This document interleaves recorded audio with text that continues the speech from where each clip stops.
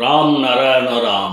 আপনি কি জানেন যে বিজ্ঞানীরা আজ পর্যন্ত আত্মাকে ধরতে সক্ষম হননি? আত্মা কি, এটি কোথা থেকে আসে, কোথায় যায়, আজ অবধি কোনো প্রমাণ পাওয়া যায়নি। বিজ্ঞানীরা আত্মার রহস্য উন্মোচনের জন্য প্রচুর চেষ্টা করেছেন, তবে তাঁরা এখনো সফল হতে পারেননি। কেউ কিভাবে আত্মাকে ধরতে পারবেন? কারণ এটি একটি শব্দ শক্তি। আপনি কেবল শব্দ শক্তি অনুভব করতে পারেন, শুনতে পারেন, ধরে রাখতে পারবেন না। ধ্যানও একটি শব্দ শক্তি। আপনি কি ধ্যান বা মেডিটেশনকে ধরতে পারেন? শব্দ শক্তি আপনার অভ্যন্তরেও রয়েছে। প্রতিটি ব্যক্তিকে জীবনে অবশ্যই ধ্যানের সাথে সংযোগ স্থাপন করতে হবে, যাতে নিজের কল্যাণ হয়।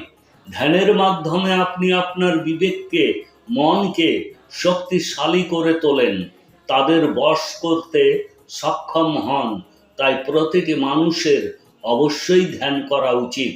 ধ্যান এক ধরনের শব্দ শক্তি, যা আমাদের দেহে বসবাসকারী 50,000 কোটি আত্মাকে শক্তি সরবরাহ করে, যা আমাদের দেহকে শক্তি দেয়।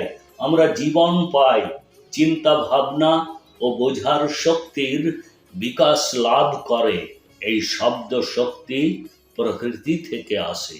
আমাদের পৃথিবী মহাকাশের একটি কঠিন বিদ্যালয়। এই বিদ্যালয়ে পাস করা, এতে পূর্ণ নম্বর আনা খুবই কঠিন। আজ অবধি কেউ এতে পূর্ণ নম্বর পায়নি। আজ পর্যন্ত আমরা যত ভগবান, ঈশ্বর এবং ধর্মের নাম শুনেছি, তাদের কেউই মহাকাশের এই পরীক্ষায় পাস করতে সক্ষম হননি। যে এই পরীক্ষায় পূর্ণ নম্বর পেতে সক্ষম হবেন, তিনি মহাকাশের ডিগ্রি পাবেন, তিনি মহাকাশকে শাসন করবেন এবং মোক্ষ লাভ করবেন। আমাদের সকলের মধ্যে বিবেক বাস করে, যা আমাদের জীবন যাপনের সঠিক নির্দেশিকা দেয়।